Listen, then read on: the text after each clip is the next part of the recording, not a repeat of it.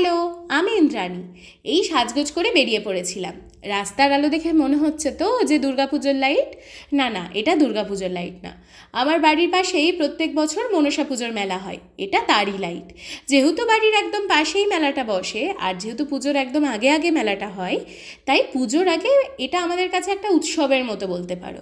প্রায় দিনই মেলায় ঢু মেরে আসি। কি পাওয়া যাচ্ছে সেগুলো দেখি, টুকটাক খাওয়া দাওয়া করি, আর মেলায় অনুষ্ঠান হয় সেটা দেখতেও যাই। যাবতীয় যা কিছু কেনার থাকে মেলার একদম শেষ দিনে গিয়ে সেগুলো কিনি। সেদিনকে আমি, মা আর কাকিমুনি গিয়েছিলাম মেলায়। গিয়ে প্রথমেই ঠাকুর দর্শন করি, আর তারপরেই শুরু করি মেলা ঘোরা। এবারে যা বৃষ্টি, মেলাটা যেন ঠিকঠাক জমেই ওঠেনি। ছোট্ট একটা মেলা, অল্প কিছু দোকান, কিন্তু জানো তো বেশ অনেক কিছু পাওয়া যাচ্ছিল। আর মেলায় গিয়ে প্লেট, হাতা, খুন্তি মায়েরা যদি না কেনে, তাহলে তো এই জগৎ সংসার ওদের মেনে নেবে না। সেই ধারাবাহিকতা বজায় রেখে মা কাকিমুনি কোথায় কোটো, বাটা, প্লেট সমস্ত কিছু যা যা দরকার ছিল সব কিনেছিল।